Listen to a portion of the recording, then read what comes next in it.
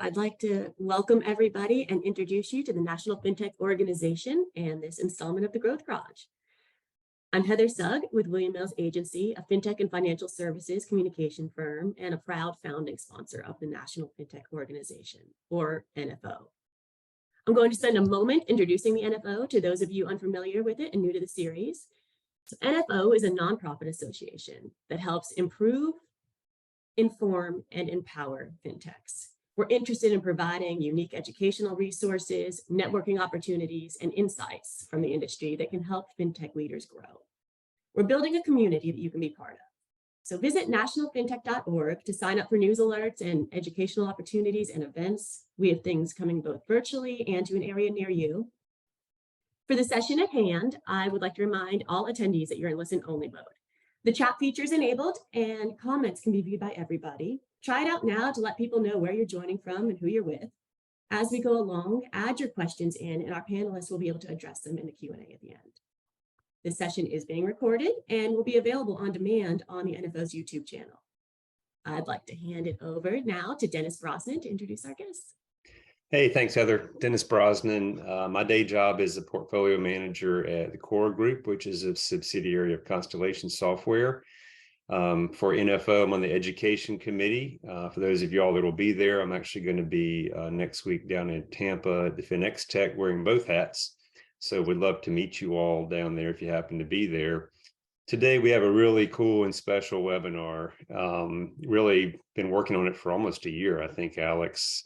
Alex Koskey is an old friend of mine at Baker Donelson, and John Ansbach, his cohort, is a new friend of mine from Stroz Friedberg. Really, we started talking about cybersecurity a good while back, like I said, and this kind of came together back in January. I'm sitting in Alex's office, and it had just been after the big FBI bust down in Florida, and telling me all kinds of stories that would make the hair stand up on your neck.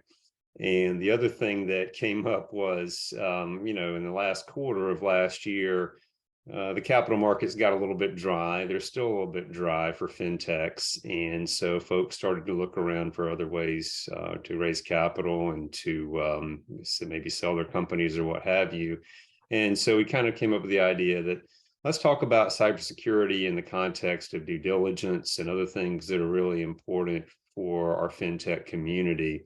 And so that's where we hatched this webinar, and here we are today. Finally, I've been really looking forward to it. So again, Alex Koskey, partner at Baker Donelson. His practice is in data privacy and cybersecurity. He does a ton of work in compliance, incident response, due diligence. Really fantastic attorney. John Ansbach, managing director at Stroz Friedberg in Dallas. He is a leader in their incident response practice. So he does the field work when, unfortunately, you meet the bad guys. And their practice is featured in the Forrester Magic Square. He also does a lot of forensic investigation work and stuff like that. We are just super thrilled and privileged to have you guys speak with us today. Thank you for your time in advance, and turn it over to you all. Great. Thanks for that introduction, Dennis, and good afternoon, everybody. I certainly appreciate the opportunity to be here today, and thank all of you for spending some time with us this afternoon. So we do have a lot that we want to cover, but just wanted to give you a quick roadmap of where we're headed here for the next little bit. First, we're going to give a brief State of the Union on cyber attacks, and we'll discuss some recent data incidents that have made some headlines, and then dive in a little bit about some of the current trends that we're seeing with and notably the impact that these types of cyber attacks have on organizations. And then next, we're going to dive into some key issues on M&A deals. This is, I know, a hot topic and something of interest for all of you here in fintech.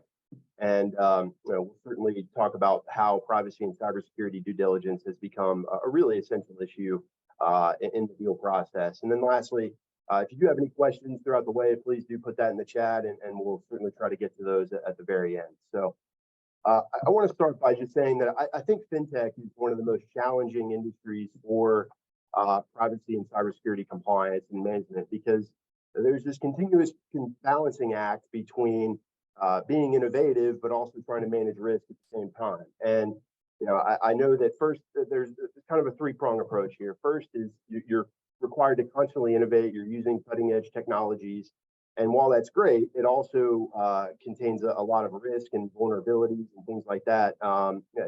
Which can have a lot of negatives in this process.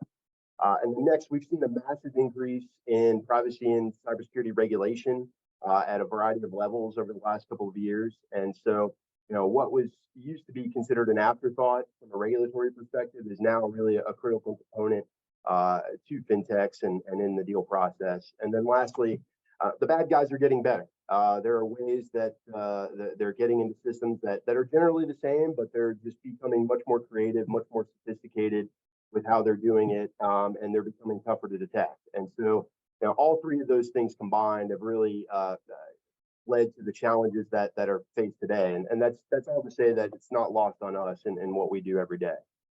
So to illustrate some of those challenges, I did want to dive into just a couple of headlines of recent cyber attacks. The first one is one that I'm sure many of you might be familiar with. It's the LastPass incident. This spans really from August of last year up until, frankly, March 1st.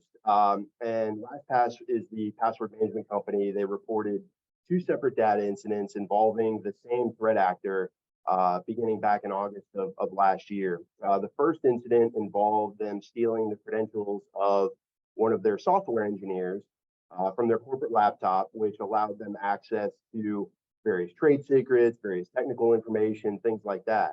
I'll say the interesting thing here about this one is that LastPass had multi-factor authentication in place on this particular account, but the threat actor was able to bypass that and get access to it.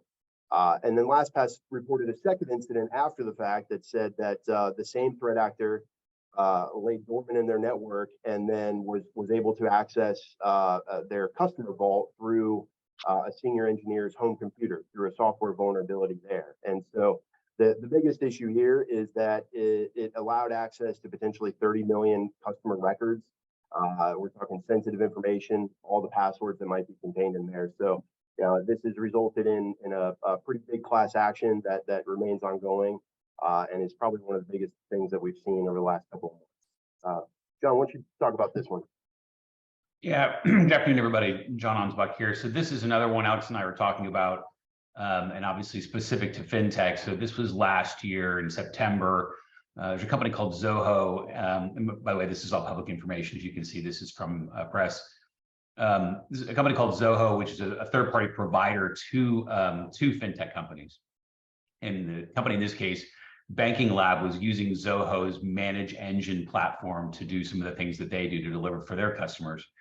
And this is a good example of a third-party supply chain attack. The supplier Zoho was breached, and as a result of the breach of the Zoho platform, the threat actors were able to get into Banking Lab's environment. Unfortunately, they gained that access to the database, allowed them to potentially take over customer accounts, even create their own accounts. We do unfortunately see a lot of these types of attacks, and we'll talk a little bit about this today in terms of what we call threat vectors, or how bad guys do what they do. But this is a good example of how in the fintech space in particular, companies like you all were exposed as a result of a breach of one of your providers or your partners. So a good example, but certainly not one that we're looking to have repeated. Absolutely. The next one was from December of last year. It's PayPal. I'm sure some of you have heard of this one. They reported a breach that impacted user accounts. This one was relatively small, about 35,000 individuals, but the information that was potentially impacted here did include social security numbers, credit card information that may have been linked to certain accounts. And I really put this one in here just to illustrate that I understand that there are a lot of lack of resources that may be at the startup level, but these issues do impact companies of every single size. And then the last one that I wanted to cover was from earlier this year. It's a company called Ion Clear Derivatives. They provide order management and execution services for a large number of banks and other financial institutions. And they were hit with a ransomware attack by the Russian group Lockbit. and they ultimately pay the ransom to recover their information and get back online. I highlight this one because of the operational impact that it had, or that was reported from this incident. The company could no longer process trades for their clients, for at least 42 of them, and as a result, those clients had to process trades manually. And so the point being is that the cyber attacks in fintech generally do have a trickle-down effect, which can impact not only your operations, but also your customers, which carries a very substantial amount of risk. So I'm going to turn it over to John to talk a little bit about the threat landscape right now. Yeah, we'll go to the next slide. So we just wanted to talk a little bit about what the current landscape looks like. And that is sort of what are the bad things that are out there? What are the things that you should be paying attention to? Alex and I spend a great deal of our time helping clients respond to attacks. And so you could say, unfortunately, we have some pretty deep insight into what the current threat landscape looks like. Just looking at some high-level statistics here, 83% of organizations have had more than one data breach. More than half of financial services execs say organizations are at risk of a breach due to poor data management. More than half financial services companies have been hit by ransomware. I'm surprised that's not even a little bit higher, to be honest. This is the Ponemon Institute from last year. And then 45% said breaches that have had breaches that occur in the cloud. This is pretty consistent with the type of things that we see. A lot of ransomware attacks. Data management, what that simply means is not knowing where your data is stored in your environment, or not having your data segmented from network to network, so that if bad guys get into area A, they're able to get to area B and affect, impact, access, or exfiltrate that data. So this is telling the story that we are seeing a lot of attacks right now. Attack activity remains relatively high.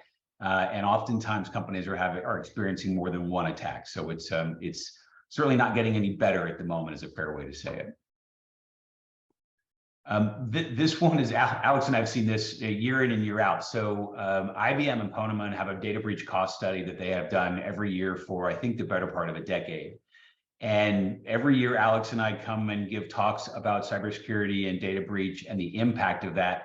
We use this slide, and it changes every year, and it doesn't change for the better. The US average cost of a data breach is currently $9.44 million. In parentheses, you see last year's number. And every year we change the one on the right and the one on the left, and every year they go up. The cost of a data breach has gotten more expensive in the US for as long as I think they've been keeping track. You can see that the average cost of a breach in the financial industry specifically is lower, but certainly not insignificant, almost 6 million. And again, up over year from 5.7 the year before. One of the numbers on this slide that we are greatly concerned about from the Ponemon study is the average time to identify and contain a breach at 277 days. I will tell you, sometimes our teams will get in and our clients have identified the breach, and we find out that it's only occurred in the last 30 days or so. And 30 days is not great, but at least that's not 277 days, right?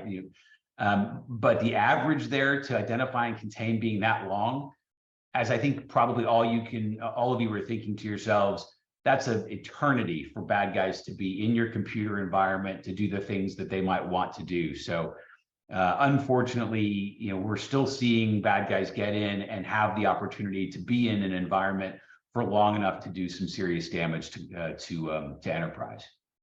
And then the last one, the average cost savings for organizations with IR capabilities versus none, at 58%. So we're just trying to say, look, you've got to have incident response capabilities, which we'll talk about here in a little bit, in terms of the difference that makes, not just on cost, but certainly business interruption.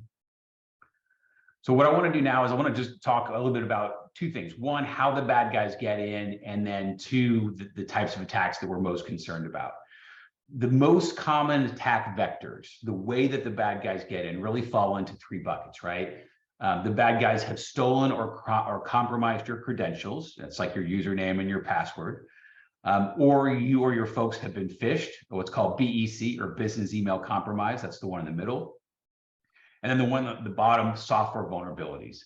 I will tell you, over the last year, phishing and email compromise was the majority of what we would see, which is to say, if a client called us and said, we have a ransomware attack, We would conduct an investigation, and we would find that the way the bad guys got in was they sent an email, somebody in your organization clicked a link, or they went to the website and they provided credentials, and they were phished, and that's how the attack began. In the last 6 to 9 months, more and more of what we see now falls into that bottom category, which is you are running a particular piece of software or an application in your environment, and it is unpatched. That could be due to you just haven't gotten to it, or it's a 0-day. And as a result, the bad guys have been able to get into that application, and then they exploit that to get into your environment. VPN is a great example of that. If those of you are using virtual private networks, VPN for remote access into your environment, if you're using a VPN that has a software vulnerability, the bad guys know about it. You and your team haven't patched it yet. They exploit that, they gain remote access, and then away they go. We have seen more and more of that type of attack in the last 6 to 9 months. As people have gotten better with multi-factor authentication, resisting phishing emails, the bad guys have pivoted to find other ways in. So really, these are the things that we're most concerned about here, is that phishing, that software vulnerabilities. And then the last one is one of the top there is stolen and compromised creds. If you or your folks have credentials that you've used that have been exposed through other data breaches that are on the dark web, bad guys purchase a huge batch of usernames and passwords, and then they happen to get in because your folks are using the same ones, password reuse for access to your enterprise environment. So this really is the primary way that the bad guys are getting access to environments these days. The last couple of things I want to talk about, really want to focus on ransomware in particular.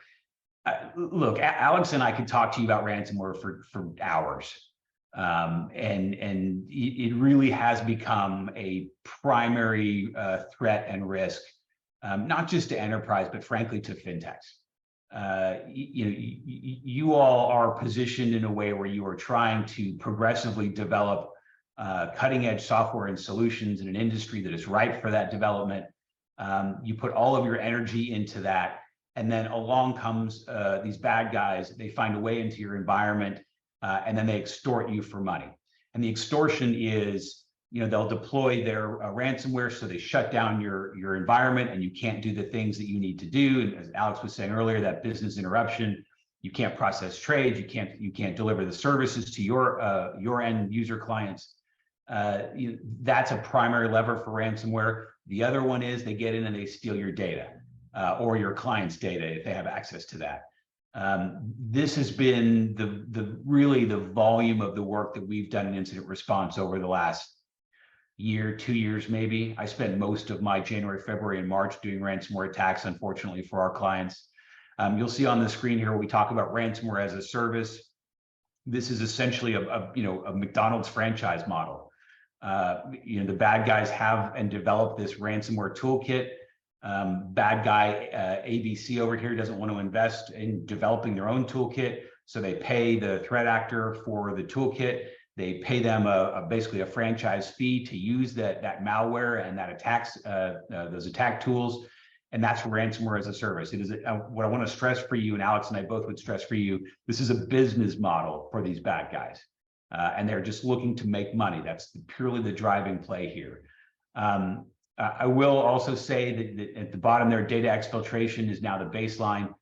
It really was, 2 years ago, most ransomware was get in, deploy malware, encrypt files and systems, so you shut out the victim company and their employees, and then you extort them and say, we'll give you access back if you pay us. You still see that as part of these attacks, but the primary driver now is to get into your environment. And then instead of immediately deploying the malware, they look around, they move from system to system, they find the critical data that you have, which could be your customer data, could be your employee data. Worst case, it's your intellectual property, and it is the code and the deliverables on which you've based your solutions that you go to market with. And they take that, they extort that data, and they say to you, you have to pay us X millions of dollars. Otherwise, we will release that data into the wild, we'll post it on our website, or we'll call all your clients and tell you we've got it. And if you pay us, we'll destroy that and delete it or give it back to you. Again, we're seeing these multi-prong attacks. Here we say even triple extortion, where they may even add to that encryption, exfiltrating, contacting third parties to leverage payment, even DDoS attacks against you to shut you down. They become really aggressive, but ransomware remains a significant threat in the fintech sector, and we want you all to be very mindful of that. I think we have one more. I just wanted to show you how I had this, just to give you a flavor of what ransomware attacks look like, right? This is an actual log of communications between a threat actor and a victim organization. And you can see here the victim organization in black writes back and says, "We received your message." And the threat actors, the first thing that they say is, "Hello and welcome to Royal. How can I help you?" It literally is a business to them with customer service. Their entire effort is to get paid once they've successfully attacked you. And we just wanted to demonstrate that with you. It's very surreal, this environment. Yeah, I'll add just quickly there. It's interesting whenever you have these conversations where sometimes you'll get a response to say, "Oh, I need to go check with my supervisor," or whatever it might be, because they truly pretend that they have some sort of structure in place like it is. Yeah, it is very surreal if you don't spend time in that. Alex, do you want to cover this one? And then I think I've got one more after this, right? I think this is our last one, but I'm happy to jump in here. So the last one here is just third-party vendor attacks and employee theft. Vendor attacks have been the name of the game for a long time. They are strategic targets because the answer is easy. There's more bang for your buck. Nearly half of companies have reported that they've had a third-party vendor that's experienced an incident within the last year or so. And the thing that I have noticed with a lot of my clients and their vendors, while vendor management is becoming a more critical issue, it's still, it's being viewed as a threat, but it's not necessarily becoming a priority. And I think some of the regulations and some of the other things that we've seen along the ways are going to force that to become a priority. But the failure here has just absolutely substantial costs. I've had several clients in the financial sector who have had vendors that have been hit, including one that have had their vendor hit more than once. And it's created a lot of reputational and financial issues for them along the way. The last one there is just employee data theft. And overall, over half of your incidents are going to be caused by people inside of your organization, whether that's being intentional and misappropriating data, whether they leave the company or something like that, or just by clicking on things that they shouldn't click on, or sending things where they shouldn't send it. Your employees continue to be the biggest risk to cyber attacks. And I frankly, I speak for John too here. I don't think that we can emphasize that enough. Yeah. So I do want to shift gears and start talking about some key issues that come up in M&A deals. And as you can imagine, in light of all the things that John just talked about, and the reality that data is such a valuable commodity in fintech, privacy and cybersecurity have gone from being overlooked the last couple of years to now becoming an essential process. And I think simply put, companies have realized that the risks in this space are so substantial now and can have real material consequences, both financially and reputationally, that they have to address them. They can no longer ignore them. I think the best example of this is something that occurred a couple of years ago with Marriott when they purchased Starwood back in 2016. They originally had said that, oh, this was a really smooth process. Come to find out, back in 2018, just 2 years later, it wasn't so smooth when Marriott discovered that Starwood's network had been compromised all the way back in 2014. So you think about the 277-day timeline that John mentioned. We're talking about a threat actor being in somebody's network from 2014 all the way up to 2018. And ultimately, it was discovered that that was never discovered during the due diligence process. And the data of over 400 million customers have been potentially compromised. So it not only hurt Marriott reputationally, it also hurt them financially. One of the big things that came out of that is they were fined $123 million by the ICO, which is the UK's data protection agency. And so, again, I highlight all of these things because these do have material consequences just like this. Hey, Alex. Yeah, go ahead. Can I just take an opportunity to say, and I think it's important for folks on the call, people have learned their lessons from these breaches. The Marriott Starwood, for sure, Verizon and Yahoo. Cyber due diligence used to be something that sort of got done toward the end of the due diligence M&A transaction process. Whether it's raising capital or a full sale of your enterprise, the due diligence piece used to be something that just we'll get there at the end and then figure it out once we've integrated the systems. That's not the case anymore. These deals are now under a microscope because of the lessons learned by these high-profile breaches and the costs of the investment, the negative impact on those investments. So, for those of you who've developed something special in the fintech space, and if you get to that place where you're looking at M&A activity, you need to understand that the potential suitors now are bringing really a microscope to bear when it comes to cyber due diligence. We're going to talk about that here in a minute, but that's definitely different than it used to be even 2 years ago. Yeah, absolutely.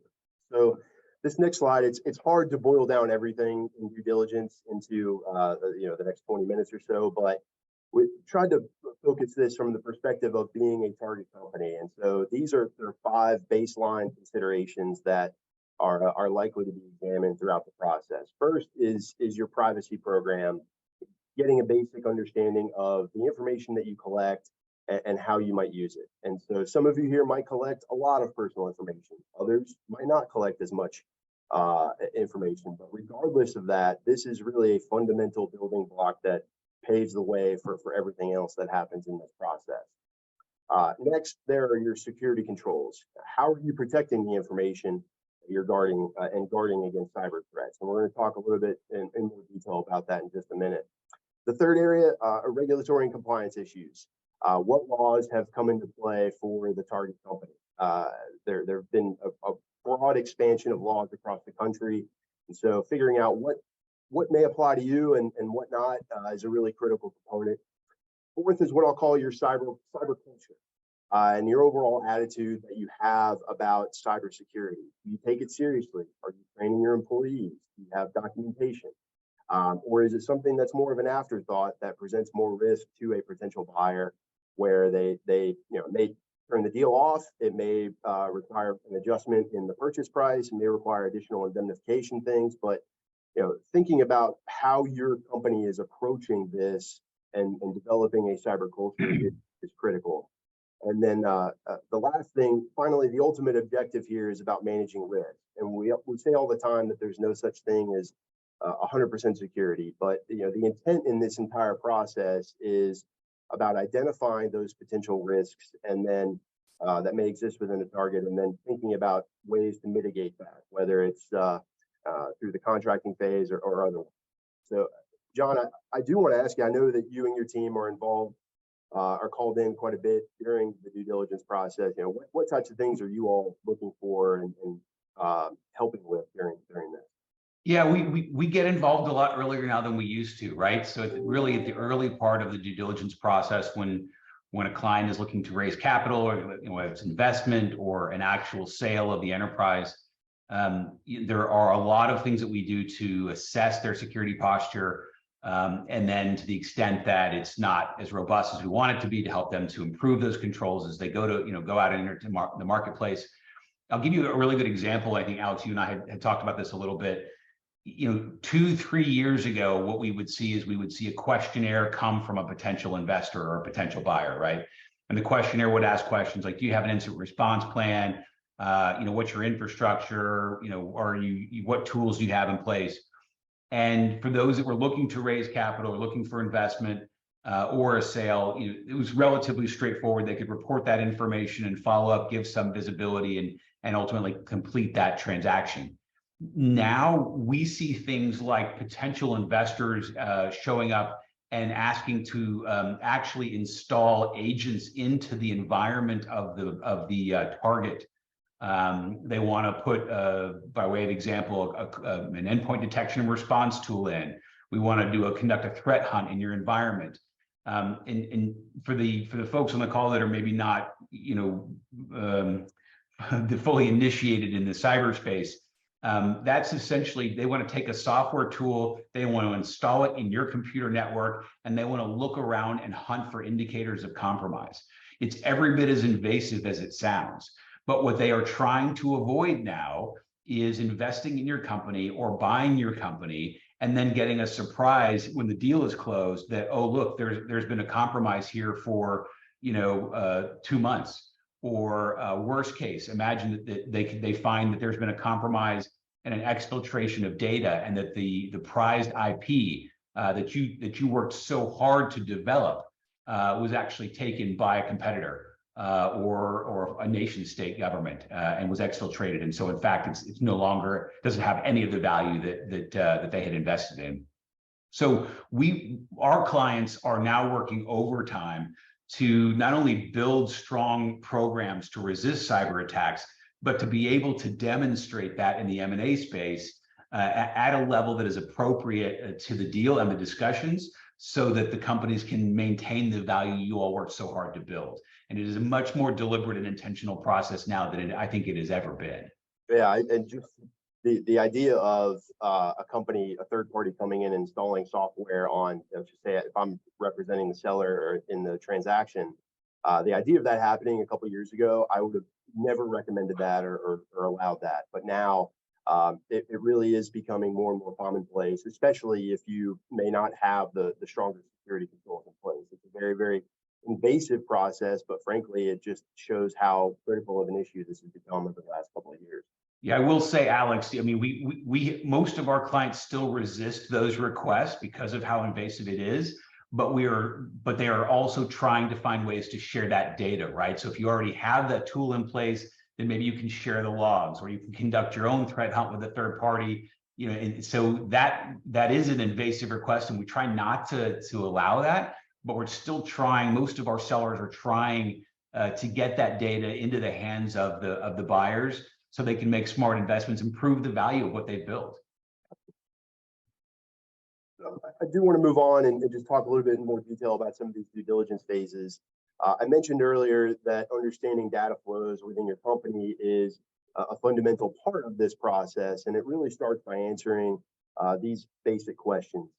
First is, what information do you collect? And that's everything across the board, from consumer data, employee data, all the way down to technical data that you might collect from visitors to your website. Next, why do you collect it? And are you collecting this information because you need it to provide your product, your software, or are there other reasons for collecting it? And I'll say that this question is becoming more and more important every day because of some of the new privacy laws that have come out that require companies to identify the purposes for which they're collecting information. Next, the third one is a big one. Do you share information with third parties? That could be anybody from a payroll company that helps pay your employees to a vendor that helps with marketing campaigns for your organization. As I've found out far too often in this particular space, you're sharing data with all sorts of people, and the options are endless. But purchasers are really drilling down on these questions to understand how data is flowing within your organization and outside of your organization because of all the new regulations in place. And then the important piece about that third part is you also have a written contract with those providers, and those are things that are going to come up in questionnaires and are going to be requested throughout the process. Fourth question is, how long do you keep it? You have sent retention periods in place for various types of data. I recently handled a cyber incident from one of my clients in the financial services space. They claimed that they didn't collect a lot of consumer sensitive information, and they were optimistic that they weren't going to have to do very many notifications, if any at all here. And they were right. They didn't collect a lot of consumer data.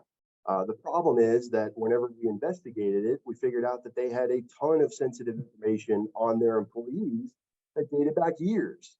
We're talking things about their employees, spouses, their children, social security numbers, things like that. Many of these people were no longer with the company, and frankly, the company didn't necessarily have a reason for maintaining the data. And I know that we all have a tendency to want to keep as much data as we can, save it for a rainy day. We might need it at some point or can use it at some point, but that that also represents a significant amount of risk in this process as you continue to retain it. And then the final point there is just about the process itself and thinking about if you're disclosing sensitive data to a potential buyer, then consider what additional measures you might need in place and safeguards, and whether there are any agreements that might prohibit you from sharing certain information. But those are all considerations that I would suggest here. Next one are the legal and regulatory considerations. The critical question here is, do you know what privacy and security laws may apply to you? There's been an absolute tidal wave of new regulation at the state level. We're actually up to 9 states now that have passed comprehensive state privacy laws over the last couple of years. These laws are very complex and require a lot of various disclosures from companies about the information that they collect. I mentioned before having disclosed the purpose for which you're collecting things. Many of these states do have exemptions that apply in the fintech space. That's the good news. But I'm also seeing a lot of very pointed questions on these issues during due diligence about, have you complied with these various laws? Is there anything else that you need to do? And if you're claiming an exemption, you need to be able to justify it. I'll say that the state that appears to come up most in is California. One of my fintech clients was going through a deal earlier this year, and they faced a seemingly endless amount of questions from the buyer about their compliance with California's privacy law. And that is the one that generally comes up the most in the fintech space, because there is not an absolute exemption for GLBA regulated. And then there's also federal and industry level considerations here. The GLBA is the federal privacy law in the financial space. And then there's also regulators like the SEC and the FTC who have really ratcheted up their guidance and their regulation in this space. And so you want to think about how those may apply to you as well. And then lastly, if you do any business internationally, think about if you're collecting data from international residents, because things like the GDPR in Europe may apply, and that's a very complex law. And so you just want to think about how we're putting the puzzle piece together from a regulatory side to make sure that you all have your ducks in a row, because these are things that are really becoming a significant focus on the buyer side. Next, security controls and protocols. So what controls do you have in place to protect your data? John mentioned a lot of some of the things that they look for whenever they do the due diligence process. But have you had any previous data incidents?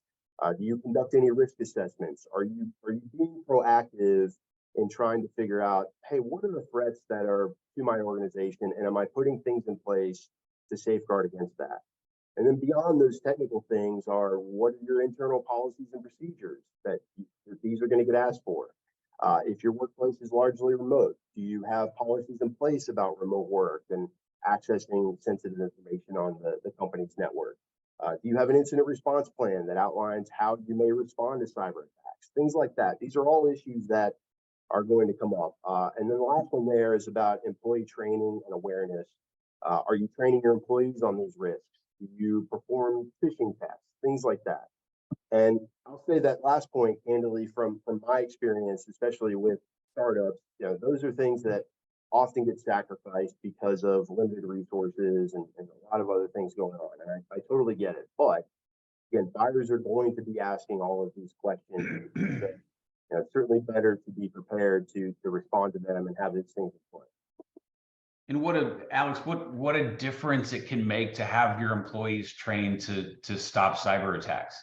I mean, you don't really run into a client that has a 0% click rate. It's not like everybody's perfect, but you've heard it said before, the bad guys only need one person to click a link or click on an attachment. And if you can train your people even once a year, hey gang, let's take this online course. There's even free resources out there. Let's just be on the lookout for this bad stuff so it doesn't destroy the value that we're all working so hard to develop and create.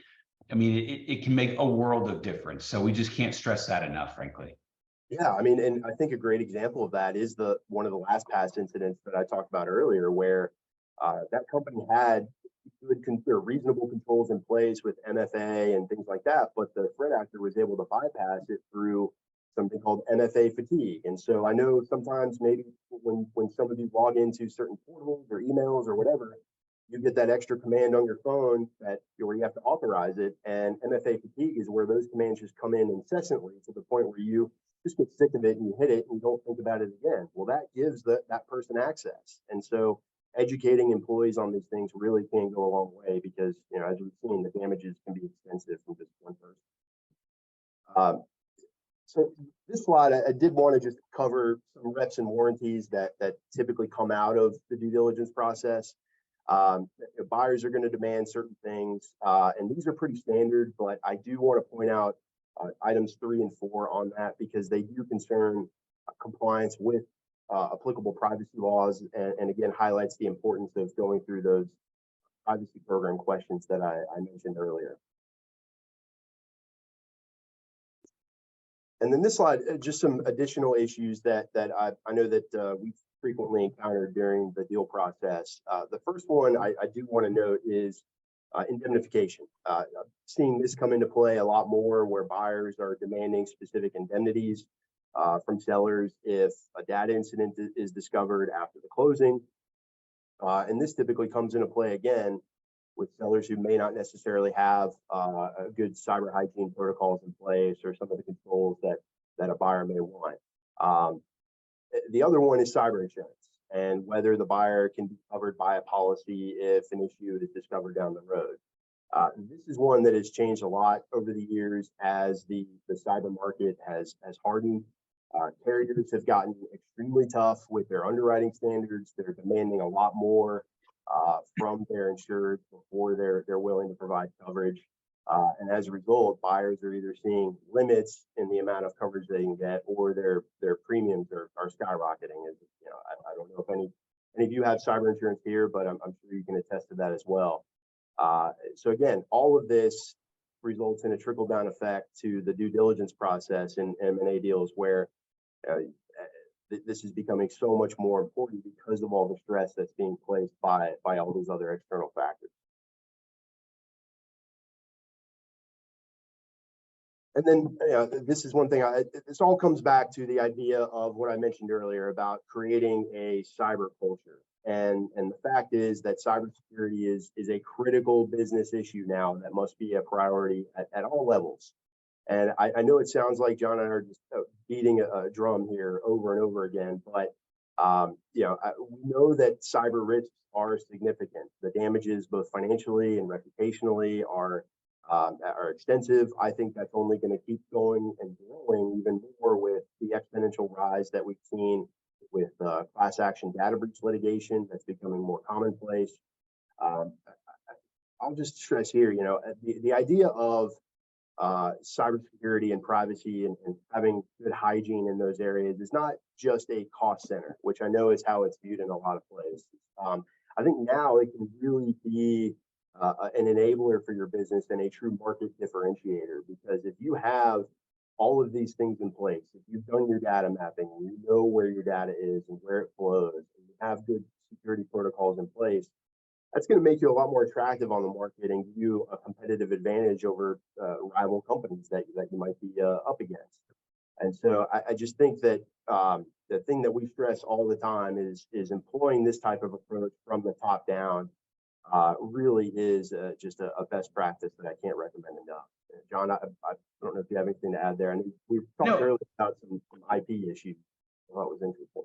Well, no, and there's a question here in the chat about whether it's a selling point in terms of raising money. Only leadership really has a good sense. Leadership and ownership is the one that has a good sense of where you want to take the enterprise, right? And if you're looking at a 12-month horizon and you're thinking, look, we've got what we want, we're really gaining momentum with our solution. Next year, I'd really like to be in a position to gain some additional investment or even transact my company altogether. You should take the next 12 months to look at your cybersecurity posture, your culture, and if it is not robust, and if it represents a likely weakness to the investment or the deal, then you need to get to work. And we have a lot of clients that come to us and say, hey, we're thinking about going to market for some additional capital, or next year, we think, we'd like to go ahead and maybe look for a potential buyer for our company.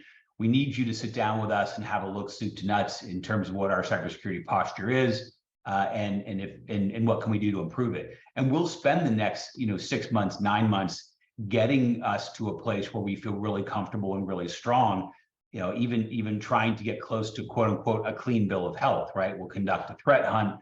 We'll ensure there's no indicators of compromise. We'll look for signs that your data has maintained integrity.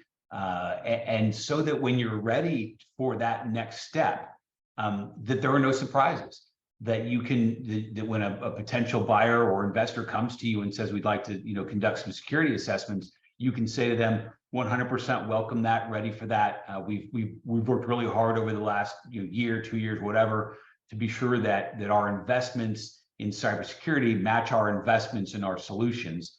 And it's a much better, stronger, more valuable event than for you and your investors than it would otherwise be. So it's not, you just don't want to wait until you get to transaction time and go, oh gosh, we need to have a look at this. The time to invest in your security and your risk management with cyber is from the beginning all the way to whatever the life cycle is of your solution and your deliverable. Yeah, you're absolutely right. If you're waiting until you're actually in the process to start addressing these things, it's way too late. The runway is far too small to try to catch up and satisfy everything that you need to do. 100%. So I just want to close with a list of best practices and things that you all could be thinking about. A lot of these things are things that we've mentioned over the last 45 minutes or so. One is that data mapping. Again, I'm going to continue to beat this drum, but mapping out exactly what your data is and where it flows, and understanding what you collect and how you share it is going to make your life so much easier throughout this process. In addition to those data security protocols at number 2 there that we've mentioned as well.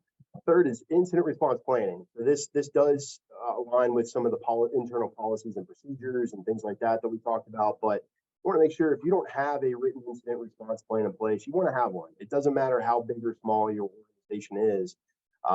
Just identifying who on your team or who within your company is going to be in charge of leading a response to the incident.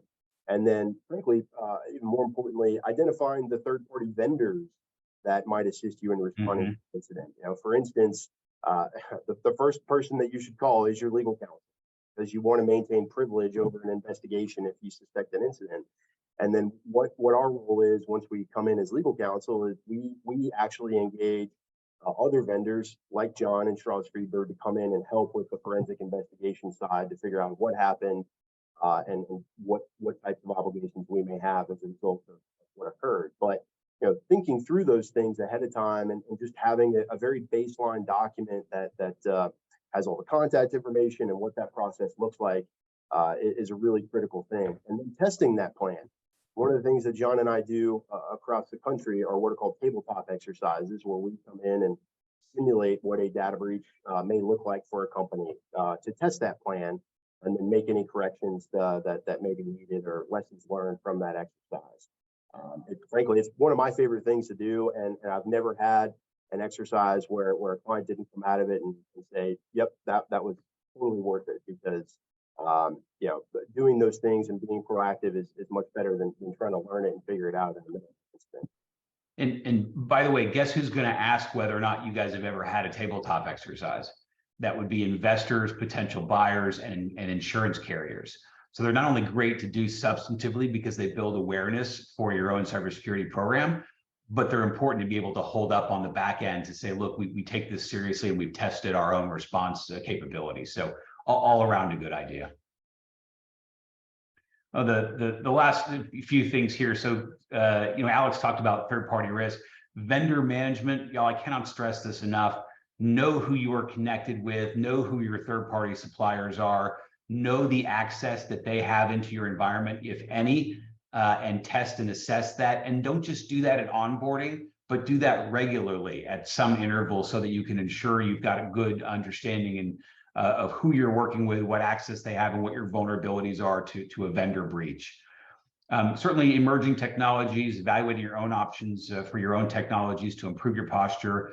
A lot of our clients are using tools that are run by on AI platforms, which can be very valuable. XDR is X detection and response. So that's using essentially endpoint detection and response tools like Carbon Black or SentinelOne, or there's a whole bunch of them that are on the market. And then having those managed, especially in the fintech space, if you don't have a really built out internal information security team, many of our fintech clients rely on what's called MDR, managed detection and response solutions. So they have the tool, but they also have somebody else monitoring that. It can be incredibly valuable. You just have to be very, again, deliberate and judicious in partner selection and obviously staying on top of those partnerships and how they integrate with your own operations. The last couple of things, reviewing your policies. Alex spoke to this, your privacy policy, your terms of use, your cookies, what data you're collecting and what type of access people maintain when they interact with you and your platforms. Certainly your information security policies. I think there was a question about how often it was suggested to update things like policies and incident response plans. I don't know, Alex, I would probably say IR plans should be looked at least annually, don't you think, if not more than that? Yeah, I would say so. Unless if you've made a material change in your business model or your structure, then maybe you want to think about revisiting that at that time. But generally once a year, and then I would recommend one tabletop exercise a year as well. And then the last one, and there's some questions in the chat to us about cyber insurance, and let me just touch on this briefly. Full disclosure. So I work for a company called Stroz Friedberg. Stroz is owned by Aon Cyber Solutions. I'm sorry, by Aon, which is one of the largest commercial insurance brokerages in the world. And I'm not an insurance person myself, but I will tell you, when I first started doing incident response work, this is more than 6 years ago, maybe 1% to 2% of the incidents that we worked, our clients had cyber liability insurance. And now it's 100% the opposite. If I have someone that calls and they don't have cyber insurance, I'm shocked. It really is like 95, 98% of our clients now have cyber liability coverage that covers things like cost of defense. It covers legal costs. It covers like our forensics investigations costs. It can cover business interruption costs. It can cover extortion payments. I mean, I think the question in the chat was, is this valuable, or does it have value for fintechs? I would say 100% yes, and it's just worth having a conversation with your broker. Go sit down with your broker and say, hey, listen, you know us, this is what we have, this is what we're delivering, this is what our timeline is for whether we're looking at transacting the business or potential investment. What do we need to be sure we're doing to protect what we have from a risk transfer standpoint, not just risk mitigation, which is more what we do. So I 100% think that that's a good idea. And I would tell you the good news, last year was not a great time to get into the cyber coverage market. 2021 was a really bad year for carriers. So 2022 renewals and new policies were really expensive and hard to get. 2022 saw losses moderate. And so in 2023, as the tailing end of that, it's softened a little. I wouldn't tell you it's as easy as it was, 5 years ago. 5 or 6 years ago, if you could fog a mirror, you could get cyber coverage pretty well. It's not that. It is a harder thing to accomplish, but it's certainly easier than it was last year. And I would just strongly recommend that you go out and at least have that conversation with your broker specific with regard to risk transfer in the cyberspace. So again, with Alex here, a good list of 8 things that we would say you should be doing or focusing on to ensure that you're protecting what you've worked so hard to build. Yeah, just to add to the cyber insurance piece, there's been the emergence of a number of insurtech companies who are offering cyber insurance, trying to capture small cap and big cap companies or startups, things like that. And so I know that some of them do steer clear of the more highly regulated industries like healthcare and finance, but at the same time, it's certainly worth having a conversation with the broker about to see what options may be out there. The last slide here that we just have here, a lot of things that I talked about earlier about what your incident response plan looks like, and these are in the materials and certainly have the NFO distribute this to everyone once we're finished here. But again, it's just thinking about who's going to help you respond to an incident internally and then externally with third parties. What your potential obligations might be from a state notice level, federal regulatory level, internationally. And I'll say the biggest thing here that often gets overlooked is communications and thinking about how you're communicating with various stakeholders, both, whether that's your employees, whether that's your clients, whether you may have financial institutions that you're dealing with. If they start asking questions, the idea of communicating a coherent, consistent message is critical. And oftentimes that's not the case, where you've got one person saying one thing, another person saying another, and then it just creates a huge reputational issue. But again, these are just lists of things that you want to think about as part of your incident response plan. And did we get to all the questions in the chat? I think we got, there was one question about whether cyber was a selling point that could help with raising capital and money. I mean, Alex, I don't know what you think, but I think it's a great argument, right? When you can demonstrate to markets that you've taken cyber risk as seriously as you have the assets that you've worked so hard to develop. And again, to my point earlier, potential investors now are really bringing a much keener eye to these deals.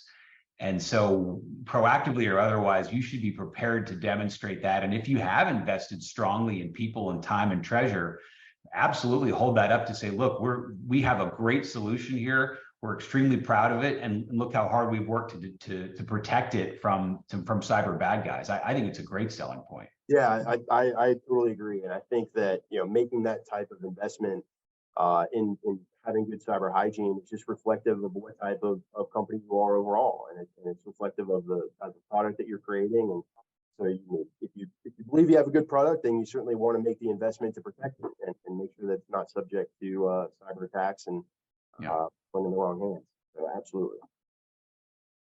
Well, I know we're coming up at the top of the hour and the end of our time, but we certainly appreciate everybody's time this afternoon. And again, we're happy to send these materials out, and John's contact information and mine is in there as well. And hopefully we get a chance to talk with you. Yes, Alex, John, thank you. This was incredibly valuable and an important reminder of how to prioritize our investments on cybersecurity and make sure that we are on top of everything to prepare with our growing technology platforms. So as a reminder, this will be available in a couple of days on the NFO YouTube channel. I just posted the link to that for everybody. And thank you very much for the time and preparation. This was great. Thanks, John and Alex. Really great stuff. Appreciate it. Thank you, everyone. Take care. Bye.